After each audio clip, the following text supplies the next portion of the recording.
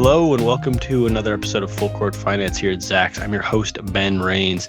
And today we're taking a look at two beaten down S&P 500 stocks to consider buying on the dip for at least 30% upside. Both of these stocks are trading 30% below their all-time highs. And those two stocks are Chipotle, which trades on the ticker CMG, and then Fortinet, which trades on the ticker FTNT. But before we get into everything, remember to subscribe and leave a review wherever you listen to your podcasts. And make sure to check out our Zacks.com/promo page for a look into some of our portfolios, services, and more. So before we jump into Chipotle and Fortinet, I quickly just want to go over where the market stands at the moment to give a broader context for why you should be still considering buying stocks, especially these two beaten down S&P 500 names that are trading 30% or more below their highs, even though the market's trading right near its all-time high. So stocks look due for a larger and healthier pullback at some point in the third or fourth quarter, following the pretty massive rally off the April lows. It looked, and I'm recording this, by the way, Thursday afternoon, it looked like the bears were finally ready to step in and start making a little bit more of a bigger dent in the market early this week. But the bulls held their ground near the big gap lower from early August to trade just below the 21-day. So they're trying to hold the line at the 21-day. They're possibly waiting for more Russia-Ukraine updates or for Jay Powell to speak on Friday morning. So as I'm recording this, Powell has not spoke from Jackson Hole just yet to decide kind of which direction they're going to take the market in the short run. We could also kind of see the market then maybe sit on its hands until NVIDIA's earnings release on August 27th. Outside of that, maybe there could be some more big economic data points, but the broader to decide where they're going to move the market heading into September. But the broader bull case, no matter what happens in the near term, a pullback will happen eventually. Just that's the laws of gravity will take over. But the broader bull case should make it so investors should be pretty excited to buy whatever dip comes next, which is why we're looking at these two stocks that have already sunk pretty far so far this year. The broader bull case is there because the Fed is set to cut interest rates at least twice in the back half of 2025. And then along with lower interest rates, which is a bullish sign for stocks, the other market moving factor is also moving very heavily in the right direction. That is earnings. So the earnings evolution for Q3, S&P 500 earnings for tech has trended heavily upwards since the reporting season got underway. So estimate revisions were trending downwards heading into Q2, and then Q2 has been really impressive. So at the start of back in early June, we were calling for 6.3% earnings growth for tech companies in the S&P 500. Now we're calling for 10.8% growth, so nearly 11% growth for Q3 2025. So that estimate's gone straight up over the last few months, and we're overall calling for 4.8% earnings growth on 5.5% revenue growth in Q3, and this is after 12% growth in Q2, which matched Q1 and came in slightly below Q4 of 2024's 14%. And then on an annual basis, we're calling for an impressive 8.8% earnings growth for the S&P 500 on 5.3% revenue growth. And then next year, we're calling for 12.2% earnings growth and then 14% growth in 2027. So that's the impressive earnings growth outlook that a lot of this bull case is being built on. So no matter what, look for that next big market pullback and be ready to kind of buy stocks when they do face some selling pressure. So with that in mind, we're taking a look at two S&P 500 stocks that are testing their 200-week moving averages. And the 200-week is one of the long-term moving average, very long-term moving averages that a lot of people on the market pay attention to. Charlie Munger, who was Warren Buffett's longtime right-hand man who passed away in 2023, once said that if all you ever did was buy high-quality stocks at the 200-week moving average, you would historically beat the S&P 500 by a large margin over time. So with that backdrop in mind, we're going to take a look at these two stocks that are trading right near their 200-week moving averages and trading at least 30% or more below their all-time highs. And the first of those stocks is Chipotle Mexican Grill.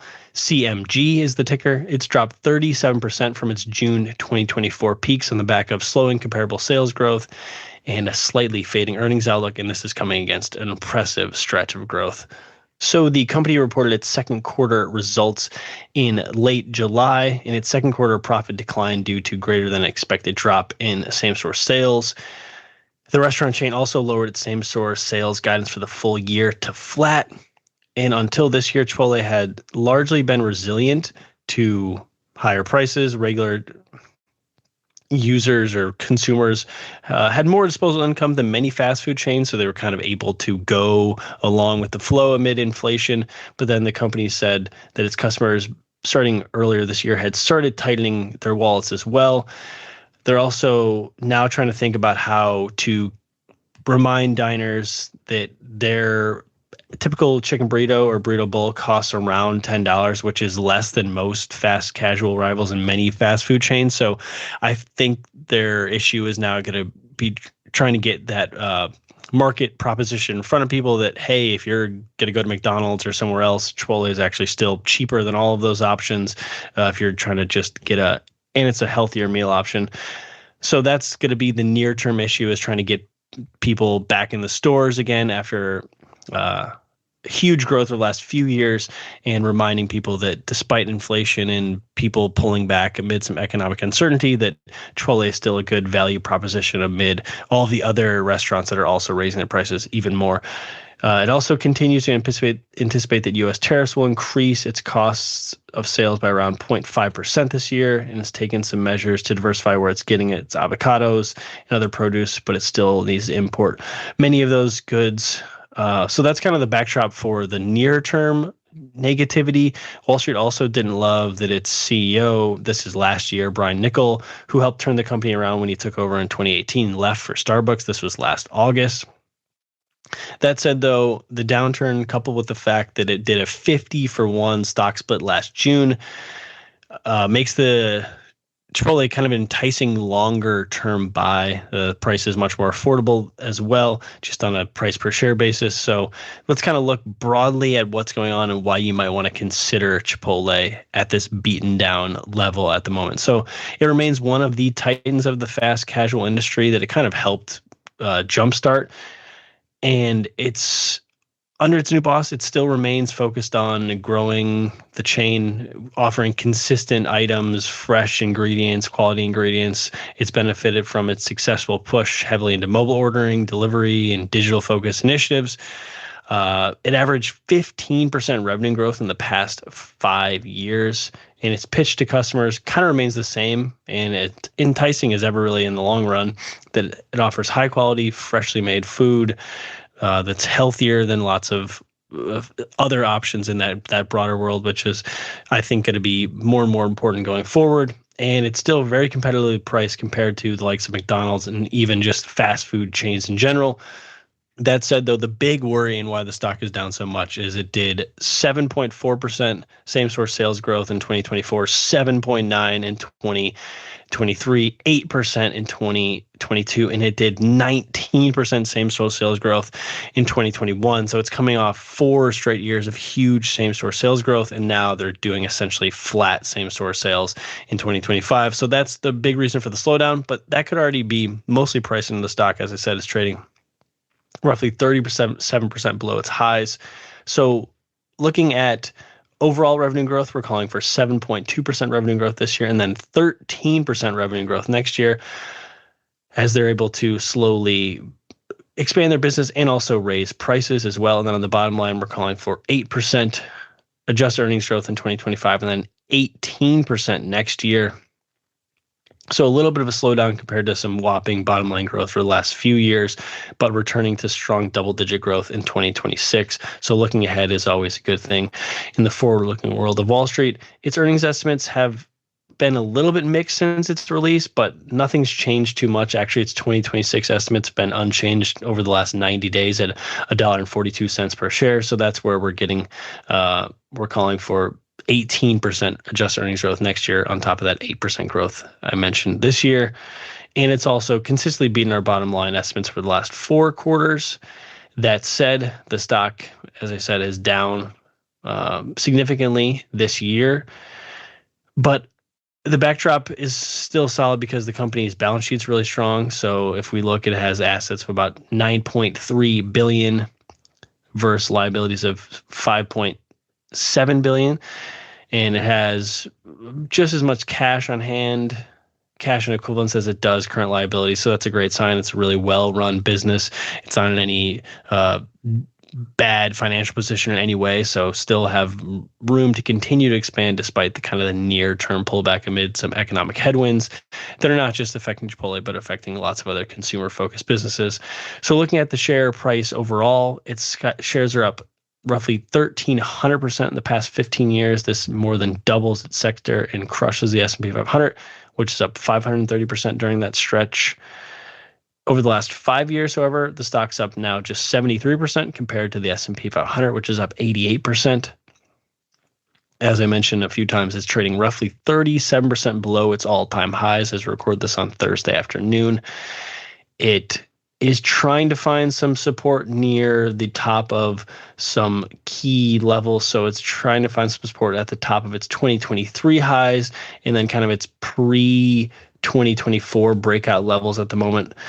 But if you're a longer-term investor, as I mentioned up top, it's also finding support right at that long-term 200-week moving average while sitting at some of its most oversold RSI levels over the last 10 years. So that's the average that it seems like the bulls are trying to hold in the near term. And if you're a longer-term investor, it's certainly worth kind of dipping your toes into Chipotle, which has a great long-term upside at this level. It's also trading at 65% discount to its highs in terms of valuation and 30% below its median over the last 15 years and nearly at its lowest levels since COVID and some of its lowest levels over the last 15 years in general at 32 times forward 12-month earnings. So certainly worth putting Chipotle on your radar heading into September as it trades at that 200-week moving average and 37% below its all-time highs, with its valuation looks strong and a significant return to growth in looking ahead to next year as well. And now we're going to look at Fortinet, which trades in the ticker FTNT. The stock tanked after its Q2 results were released on August 6th, with Wall Street worried about slowing growth. It's trading roughly 33% below its peaks. That said, though, it's grabbing some support at that long-term 200-week moving average. So Fortinet is a global cybersecurity company that provides a broad portfolio of solutions, including its flagship Fortinet Gate firewalls, network security, and more. It also offers a lot of other cybersecurity offerings, AI-driven cybersecurity options, and on and on and on. We don't need to get into too many of the details, but it's one of the biggest players in an industry that's not going out of style anytime soon. It serves enterprise customers, service providers, small businesses, generating revenue through hardware, software subscriptions, and more, with a focus on integrated platforms and high-performance cybersecurity.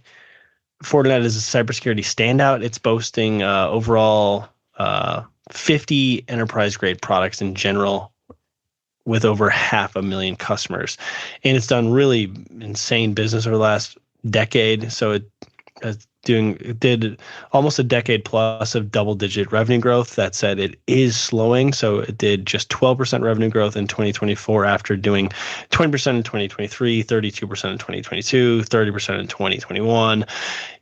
You kind of understand that it's slowly heading downward as the law of large numbers makes it harder and harder to grow on a year-over-year basis.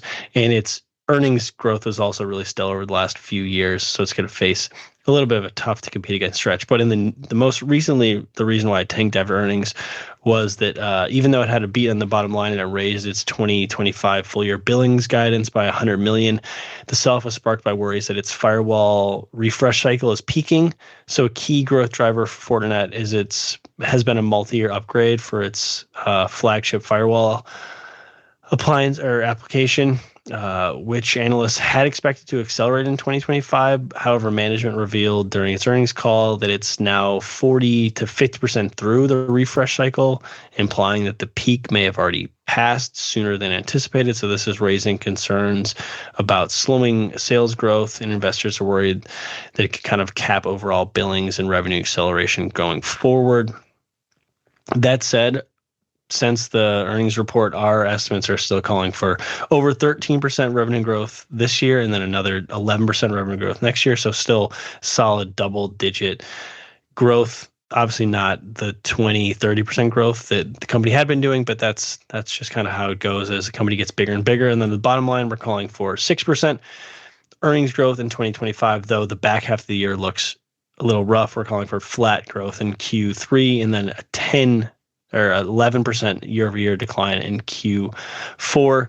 But if we look ahead to to 2026, we're calling for nearly 11% adjusted earnings growth. So that's a good sign, even though it's slower than what it had been. Overall, despite, as I said, the huge sell-off after its Q3 report, its earnings estimates have remained relatively unchanged. Its estimate for 2025 is actually up slightly from $2.48 per share before the release to $2.51 per share at the moment. And its estimate for 2026 has remained pretty much exactly the same as well since that release. So the sell-off is all based on that worry that their refresh cycle is coming to an end sooner than expected, but that could already be priced into the stock. And if you look overall, the earnings estimates are still trending higher over the last year.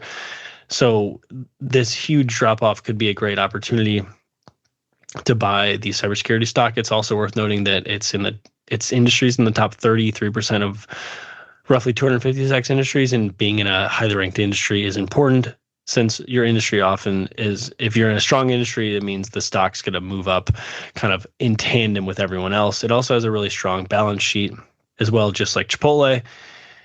And if we look over the last 15 years, the stock's up nearly 3,700%. This blows away the tech sector, which is up just 743% during that stretch. So the stock's on a huge run.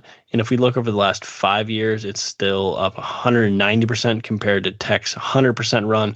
So it's not like the stock has fallen off a cliff over the last few years or anything like that. It's still up significantly over the last 5 years. And as I mentioned, it is now trying to find buyers right at that long-term 200-week moving average. It found buyers there at one point in 2024 and at one point in late 2023. So that line has held several times over the last few years alone. And as I said, if you look at a chart, buyer stepped up right at that long-term 200-week moving average just recently, and it's sitting at some of its most oversold RSI levels on a 10-year time frame. So that's a good sign for investors and traders if you're looking to buy into this for a shorter term gain or a longer term holding opportunity for Fortinet. And in terms of more kind of other technical levels to notice, it's trying to also hold the line at the top of its previous highs before it broke out over the last year plus. So it's holding the ground at its 2021 peaks, its 2023 peaks, and some of its 2024 levels. So if you're a technical trader, there's some good setups here that look like it might be worth dipping your toes into FTNT stock. And then on the valuation front, it's trading 80% below its highs and 50% below its median at just 34 times forward 12-month earnings, which is actually not too far away from the tech sector, which is trading at 27 times, even though Fortinet has crushed the stock over the last, crushed the tech sector over the last 15 years. So it certainly might be worth considering Fortinet trading 33% below its all-time highs, since cybersecurity is going to be more critical than ever. No matter kind of what its near-term guidance might be, the longer-term outlook for the business remains very strong. So that does it for this episode of Full Court Finance. Until next time, I'm your host, Ben Rains. And remember, if you have any questions, please feel free to shoot us an email over at podcast@zacks.com. This material is being provided for informational purposes only, and nothing herein constitutes investment, legal, accounting, or tax advice, or a recommendation to buy, sell, or hold a security. Do not act or rely upon the information and advice given in this podcast without seeking the services of competent and professional legal, tax, or accounting counsel. Publication and distribution of this podcast is not intended to create, and the information contained herein does not constitute an attorney-client relationship. No recommendation or advice is being given as to whether any investment or strategy is suitable for a particular investor. It should not be assumed that any investments in securities, companies, sectors, or markets identified and described were or will be profitable. All information is current as of the date herein and is subject to change without notice. Any views or opinions expressed may not reflect those of Zacks Investment Research as a whole.